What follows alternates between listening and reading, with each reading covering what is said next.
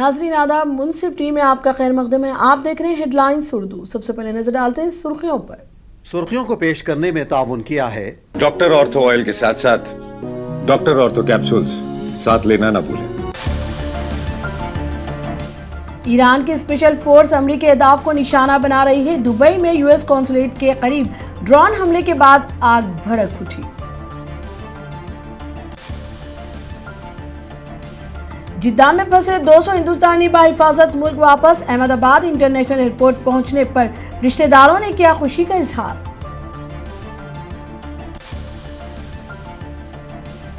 Ayatollah खमीनेई के कत्ल के खिलाफ श्रीनगर में एहतजाज के पेश नजर पाबंदियां तीसरे रोज भी जारी। आज भी बाजार रहे बंद।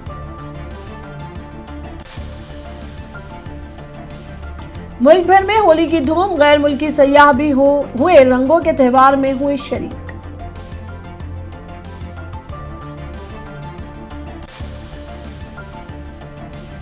लद्दाख में आईटीबीपी के जवानों ने 14,300 फीट की बुलंदी पर मनाई होली। रिवायती गानों और मौसीकी पर किया रक्स।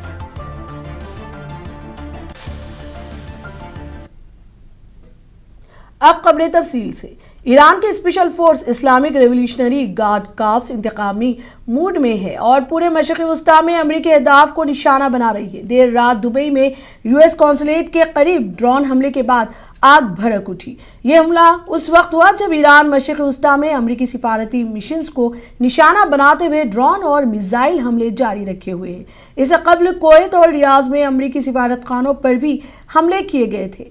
मुकामी लोगों ने खबर रसां एजेंसी AFP को बताया कि उन्होंने एक जोरदार धमाका सुना और एक खातून ने कहा कि धमाके के बाद आग की लकीरें देखी। पुलिस ने इलाके की सड़कें बंद कर दी और नुकसान देखने के लिए जमा होने वाले अफराद को हटाया।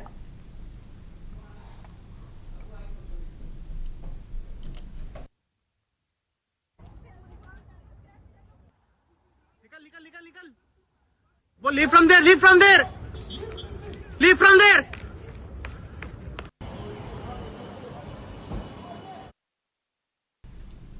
अमेरिका फौजी क़यादत ने ऐलान किया है कि अमेरिकी अफवाज ने अब तक ईरान में कई अहदाफ को पूरा किया है, जो खिते में पिछली कई दिहाइयों की सबसे बड़ी फौजी ताकत की तैनाती है। एडमिरल ब्रैड कूपर ने एक वीडियो पैगाम में कहा कि हमने 2000 से ज्यादा हथियार इस्तेमाल करते हुए तकरीबन 2000 अहदाफ पर हमले किए हैं।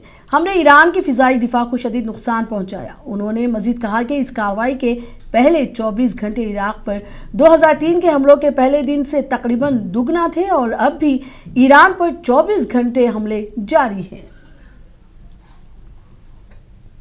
I'm Admiral Brad Cooper, the commander of United States Central Command. In this capacity, I lead U.S. military forces in the Middle East. I'm here to provide you an update on Operation Epic Fury, now in our 4th day of execution.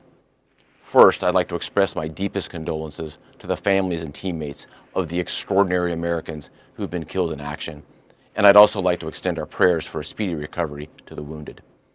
Yesterday, you heard from Secretary Hegseth and the Chairman of the Joint Chiefs.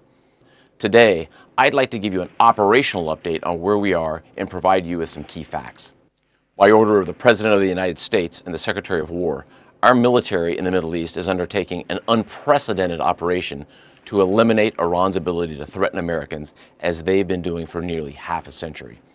Having spent more than 36 years in the military, I could not be prouder of America's sons and daughters in uniform who are answering the call. More than 50,000 troops, 200 fighters, 2 aircraft carriers, and bombers from the United States are participating in this operation, and more capability is on the way. These forces bring a massive amount of firepower, representing the largest buildup by the U.S. in the Middle East in a generation. In the opening out, अमरीकी ऐवान के speaker Mike Johnson ने कहा कि Iran तेजी से अपनी ballistic missile सलाहियतें बढ़ा रहा था, जिससे खिते में अमेरिकी इत्तेहादी ममालिक को खतरा लाहिक हो गया। उन्होंने मजीद कहा कि ईरान के मिसाइल प्रोग्राम में इस इजाफे ने खिते में सलामती के तवाज़ुन को मुतासिर किया और ये अमरीकी दिफाई मफादात और इलाकाई इस्तेहकाम के लिए बाइस तशवीश है। माइक जॉनसन के मुताबिक खिते में इत्तेहादियों की हिफाजत और ईरान के बढ़ते हुए हथियारों के असरात को मद्देनजर रखते हुए मुनासिब इक़दाम उठाना ज़रूरी है। The objective The mission here, the rationale for it is very clear and very simple. You've heard it articulated over and over and over from the President of the United States, from the Secretary of State, from the Secretary of War, myself, and many others who have said this over and over. I'm not sure why there are lingering questions about this. This is really a very simple matter. It's about the building of ballistic missiles. That's what Iran was engaged in. And they were doing it at a speed and at a scale that was exceeding the ability of our regional allies to respond appropriately. This created an imminent and serious threat. It also gave them cover to continue with their nuclear ambitions. As you know, we tried very hard to negotiate with them about that nuclear enrichment of uranium. We tried to talk with them about their continuing to fund their proxies, all the terrorist organizations that have wreaked havoc and killed Americans and American citizens. And the buildup of their missiles was so important and so serious that the President of the United States, this President, thought that it was a great enough threat that we needed to act. We had a narrow and unique opportunity, a window of opportunity to act, and if that window had passed, it would have been much more difficult for us to achieve the mission. The mission is very simple. It is Canada के वज़ीर-ए-आज़म mark Carney ने कहा कि मशरिक़ी वस्ता में जारी कशीदगी बैनुल-अक़वामी नज़्म और नक्स की नाकामी की एक और मिसाल है, क्योंकि अमेरिका और इसराइल ने अक़वाम मुत्तहिदा या इत्तेहादियों के साथ मशवरे किए बगैर ईरान पर हमले किए। सहाफ़ियों से गुफ्तगू में उन्होंने कहा कि अगरचे कनाडा ईरान के जौहरी प्रोग्राम को ख़त्म करने और आलमी अमन को बरकरार रखने की कोशिशों की हिमायत करता है, लेकिन गुज़िश्ता कार्रवाइयों ने यह ज़ाहिर किया है कि बैनुल-अक़वामी क़वानीन और मज़ाकिराती अमल नाकाफ़ी रहे हैं। उन्होंने इस तनाज़े को बैनुल-अक़वामी आइन और इंसाफ की कमज़ोरी करार दिया। Has long seen Iran as the principal source of instability and terror in the Middle East.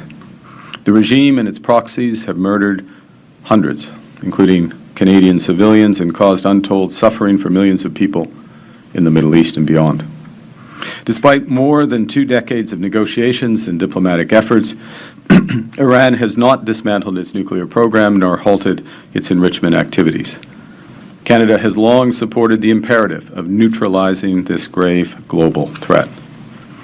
Canada stands with the Iranian people in their long and courageous struggle against the regime's oppressive rule, which is why we support efforts to prevent Iran from obtaining a nuclear weapon and to prevent its regime from further threatening international peace and security. Because Canada is taking the world as it is, not passively waiting for a world we wish to be.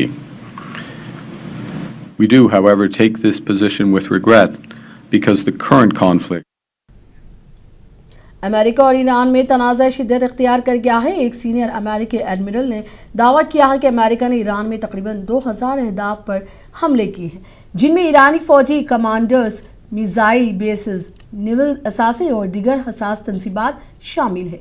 ये मालूमात US के operation epic fury के तहत सामने आई है, जिसमें America और Israel ने ईरान के खिलाफ बड़े पैमाने पर फ़िज़ाई कार्रवाइयाँ शुरू की हैं। हमलों में ईरानी दिफाई निज़ाम, बैलिस्टिक मिसाइल साइट्स, नेवल जहाज़ और IRGC के अहम मराकज़ को निशाना बनाया गया है। सेंट्रल कमांड के मुताबिक अमेरिका ने नेवल असासों के अलावा दीगर 17 ईरानी जहाज़ बशमूल एक आबदूस को भी तबाह किया है, जबकि ईरान की जानिब से भी खलीज और मशरिक़ वस्ता में अमेरिकी फ़ौजी अड्डों को निशाना बनाने के दावे किए जा रहे हैं।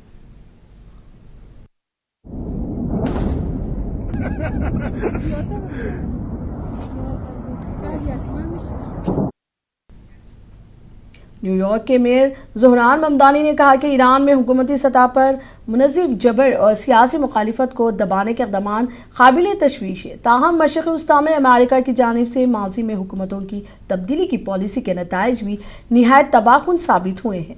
ज़ोहरान ममदानी ने जोर दिया कि आलमी मसाइल का हल फ़ौजी या खुफिया मदाखलत के बजाय सिफारती कोशिशों, इंसानी हुकूक़ के एहतराम और बैनुल-अक़वामी ताउन के ज़रिए तलाश किया जाना चाहिए।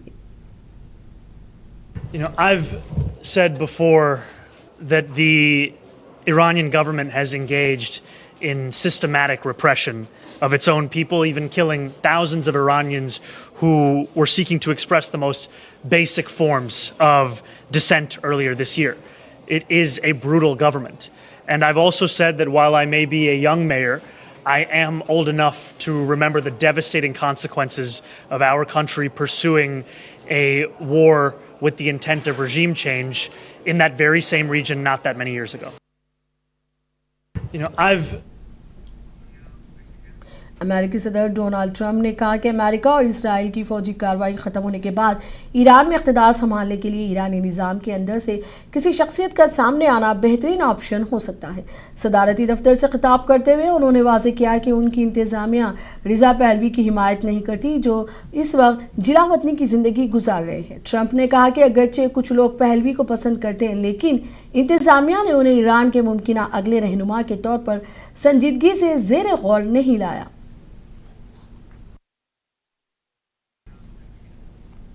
जिद्दा में फंसे हुए 200 लोगों को आज खुसूसी तैयारे के जरिए हिंदुस्तान लाया गया। ये तमाम अफराद अहमदाबाद इंटरनेशनल एयरपोर्ट के टर्मिनल 2 पहुंच गए। इनमें ज्यादातर उम्रा ज़ायरीन हैं जो उम्रा की अदायगी के लिए सऊदी अरब गए हुए थे। ऐसे तो उन लोगों को 28 फरवरी को वापस आना था, मगर खलीजी ममालिक में कशीदगी के बाइस उन्हें मजीद इंतजार करना पड़ा। बिलाखिर सरकारी सतह पर तबादला ख्याल के बाद तमाम मुसाफिर बाहिफाजत हिंदुस्तान वापस पहुंच गए। मुसाफिरों के खानदानों और खैर खाहों ने एयरपोर्ट पर उनका इस्तकबाल किया और हुकूमत का शुक्रिया अदा किया कि उन्होंने उनकी वापसी को आसान बनाया।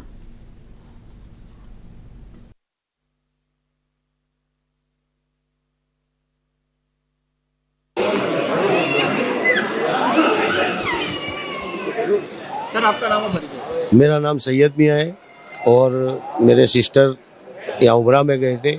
28 तारीख की रिटर्न फ्लाइट थी, वो कैंसिल हो गई और बहुत घबराए हुए थे और तकलीफ में थे। तो हमने यहाँ सरकार को रजूआत की और सरकार ने हमारी मदद की और उनको यहाँ ला दिया है। अभी हमारे घर में बहुत खुशी का माहौल है। सर, कब गए थे और कैसी परिस्थिति थी? ये बातचीत होती थी तो कैसा आपको माहौल वहाँ का? नहीं, वो गए थे, वहाँ पे आने के बाद जो फ्लाइट रद्द हुई जब डर का माहौल था, लेकिन यहाँ पे अभी सरकार ने जो मदद की और उनको यहाँ लाने की कोशिश की और लाए। अभी आ गए मेरे सिस्टर, फ्लाइट लैंड हो गई है और अभी हमारे घर में खुशी का बहुत माहौल है। सरकार ने कैसे मदद की है आपको? हमारे को यहाँ लाने की इनको कोशिश, फ्लाइट भेजी और ये सब काम किया और सब अच्छी तरह से किया। नहीं, बहुत खूब आभार है। तो जितना करे इतना कम है। मेरा नाम मोहम्मद इमरान मकरानी है। इमरान जी, आज आपके कौन परिजन यहाँ पर आ रहे हैं? मेरा बेटा 9 तारीख को रोज़ उम्रा के लिए मक्का शहर गया था इंडिया से, और 28 तारीख के रोज़ ईरान और इजराइल का युद्ध होने के कारण 28 तारीख को इनकी फ़्लाइट रद्द हो गई और ये लोग वापस मक्का शहर गए, जहाँ से इनकी होटल वगैरह सब कुछ डिस्चार्ज कर दिया था। उसके बाद उनको बहुत तकलीफ़ का सामना करना पड़ा और 2 दिन से लगातार मीडिया मेरे कांटेक्ट में थी। ये मीडिया के सहयोग से ही हुआ है कि एक स्पेशल फ़्लाइट यहाँ से भेजी गई अहमदाबाद से जिद्दा, और वहाँ से तमाम हाजियों को वापस लेके आए। उसके लिए मैं भारत सरकार और मीडिया कर्मी का बहुत बहुत शुक्रगुजार हूँ। और वो अभी जिद्दा की फ़्लाइट से आ रहे हैं। फ़्लाइट आ चुकी है, बस उनका बाहर आने का इंतज़ार कर रही हूँ। कितने दिन से वो फंसे थे और परिवार में क्या? 3 दिन से फंसे हुए थे। एक्चुअली वो 28 तारीख को रात को आ जाने वाले थे, लेकिन ये जो इशूज़ हुए हैं, ये सारे जो प्रॉब्लम क्रिएट हुए, इसकी वजह से आ जा रहे हैं।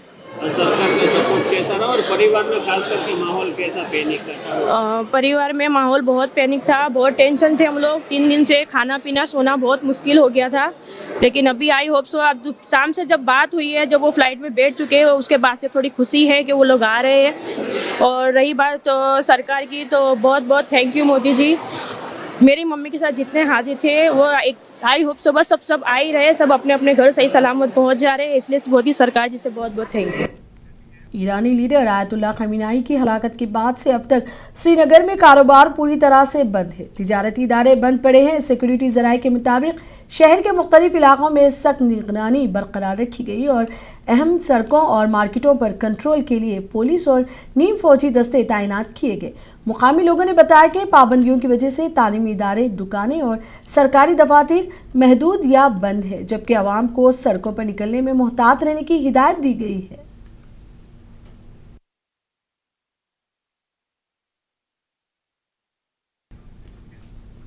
आज मुल्क के मुख्तलिफ हिस्सों में होली का जश्न मनाया जा रहा है, जिसमें लोग एक दूसरे को रंग लगाते हुए सड़कों पर खुशी के साथ निकले।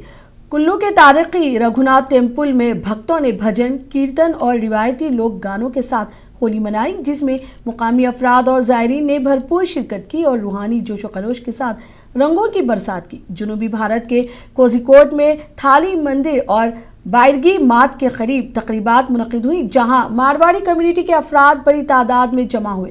ख्वातीन और बच्चे रंग खेलते और मिठाइयाँ बांटते हुए खुशियों में इजाफा करते रहे। होली में बैरून ममालिक के सयाह भी शामिल होकर खुशी मनाई।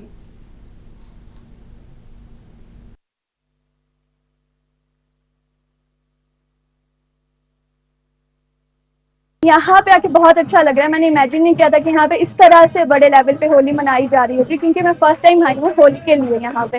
और अगर मैं कुल्लू मनाली की बात करूँ या हिमाचल की बात करूँ तो इसे देवभूमि कहा जाता है, और यहाँ पे हम हर चीज़ इस तरह से खुले दिल से ही सेलिब्रेट करते हैं।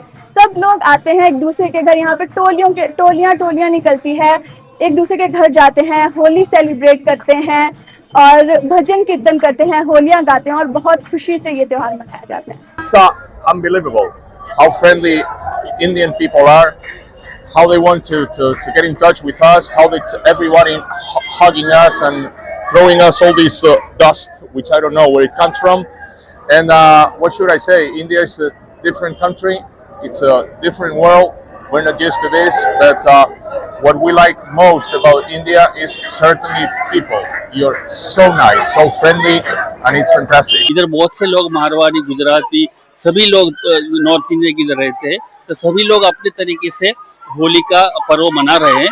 आज इधर जो आप देख रहे हो मारवाड़ी समाज के औरतें हैं, जो सिर्फ औरतें इधर होली खेल रही है। तो ये जो महादेव का मंदिर है उधर, ये लोग होली खेल रहे हैं, हर साल खेल रहे हैं, बहुत ही अच्छी तरीके से होली खेल के वो लोग होली मनाते हैं। डोल गोविंद मंदिर में एवरी डोल में आता है, हम लोग डोल उत्सव बोलता है इधर में, जो होली का दिन है ना, हम लोग एवरी होली का दिन में आता है, इधर आके पूजा करता है और सबसे मिलता है, भगवान से आशीर्वाद लेता है, बहुत अच्छा लगता है। यहाँ देखिए एक माहौल ऐसा बनता है कि इधर में अपना नाम गाता रहता है, लोग आके इधर में प्रणाम करता है भगवान जी को, गोविंद जी को, हमारा विष्णु जी को प्रणाम करता है और आशीर्वाद लेता है, बहुत अच्छा। मरकजी वजीर राजनाथ सिंह ने आज अपनी रिहाइशगाह पर होली का जश्न मनाया। राजनाथ सिंह ने अपने अहल खाना और मेहमानों के साथ रिवायती रंग खेलकर खुशियां मनाई। तकरीब में भजन और मौसीकी के साथ रंगों का तबादला किया गया, जबकि बुजुर्ग, नौजवान और बच्चे सब ने भरपूर जोश और खरोश के साथ हिस्सा लिया। वजीर दिफा ने कहा कि इस तरह की तकरीबात सकाफत और कौमी एकजहती को फ़रोग़ देती है और माशरती ताल्लुकात को मजबूत करती है।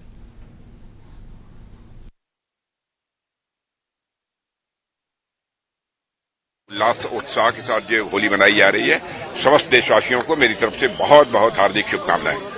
सभी को होली मंगलमय। होली के मौके पर दिल्ली पुलिस ने शहर में चौकस रहने का ऐलान किया है और ख़ास तौर पर टगरी इलाके में सिक्योरिटी बढ़ा दी गई है। पुलिस ने शहरियों की हिफाजत और अमन व अमान कायम रखने के लिए मुख्तलिफ इलाकों में फुट पेट्रोलिंग का सिलसिला शुरू किया है, ताकि होली की खुशियों के दौरान किसी किस्म के नाखुशगवार वाक़े से बचा जा सके। पुलिस एहलकार मुख्तलिफ अहम चौराहों और मार्केटों में मौजूद हैं और शहरियों को महफूज माहौल फराहम करने के लिए फ़आल किरदार अदा कर रहे हैं। पुलिस ने शराब पीकर गाड़ी चलाने और लड़ाई झगड़े में शामिल होने वाले अफराद के खिलाफ सख्त कार्रवाई की वार्निंग दी है। बहुत बहुत मुबारकबाद। आप समझ रहे, सुखी रहे, आपके बच्चे ठीक रहे। अपने बच्चों को समझाइए, कोई भी ड्रिंक करके होली ना मनाए और ना रास्ते में घूमे। और आपसे विनम्र अनुरोध है कि अपने बच्चों को समझा कर रखिए, कोई भी अनलीगल एक्टिविटी में इन्वॉल्व नहीं होगा और ना किसी झगड़े में शामिल होगा। दिल्ली में एआईसीसी दफ्तर में आज होली त्यौहार मनाया जा रहा है। राहुल गांधी पार्टी कारकुनों से खिताब करने वाले हैं। इससे कबल कांग्रेस पार्टी के कारकुनों ने दफ्तर के बाहर दीगर साथियों के साथ मिलकर होली का जश्न मनाया। कांग्रेस लीडरों ने कहा कि राहुल गांधी वो वाहिद लीडर हैं जो किसानों, नौजवानों, ख्वातीन, बुजुर्गों और तमाम मज़ाहिब को सुनते हैं। उन्होंने कहा कि हम चाहते हैं कि राहुल गांधी मुल्क के वज़ीर आज़म बने। इस मौके पर पार्टी कारकुन ने एक दूसरे को रंग लगाते हुए डांस किया और खुशी का इजहार किया। पार्टी रहनुमाओं ने कहा कि इस किस्म की तकरीबात न सिर्फ सखावती रंग भरती है, बल्कि कम्युनिटी और कारकुनों के दरमियान एकजहती और भाईचारे को भी फ़रोग़ देती हैं।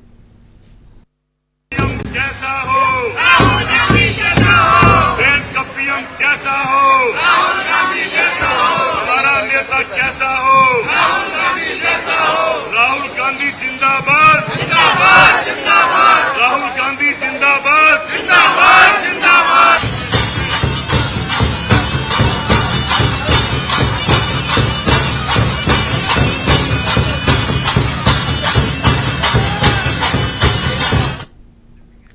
होली के मौके पर इंडो तिब्बतन बॉर्डर पुलिस ने 14,300 फीट की बुलंदी पर मुकामी लोगों के साथ जश्न मनाया। आईटीबीपी के एहलकार और मुकामी कम्युनिटी के अफराद रंग खेलते, खुशियों का तबादला करते और रिवायती गानों और मौसीकी के साथ होली की तकरीबात में शरीक हैं। इस मौके पर एहलकारों ने कहा कि यह तकरीबात न सिर्फ सखावती रवाबित को मजबूत करती हैं बल्कि सरहदी इलाकों में मुकामी लोगों के साथ एकजुटती और दोस्ताना ताल्लुकात भी फरोग पाते हैं।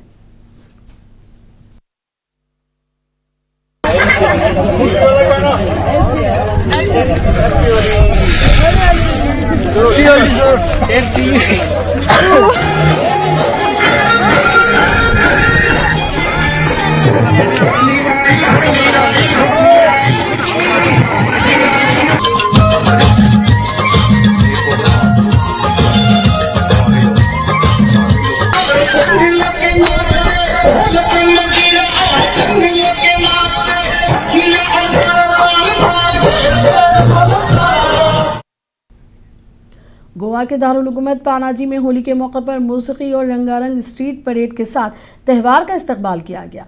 होली की तकरीबात के आगाज़ की अलामत के तौर पर शहर की सड़कों पर एक शानदार जुलूस निकाला गया जो रिवायती लोक रक्स और मौसीकी से सजा हुआ था। ये परेड पर इख्तिताम पजीर हुआ जहां बड़ी तादाद में शहरी और सयाह जमा हुए। तकरीब के दौरान एक ऑर्केस्ट्रा ने दिलकश धुनें पेश करके जश्न के माहौल को मज़ीद खुशगवार बना दिया। इस रंगारंग तकरीब में हर उम्र के अफराद ने शिरकत की और होली की खुशियों में बढ़ चढ़ कर हिस्सा लिया।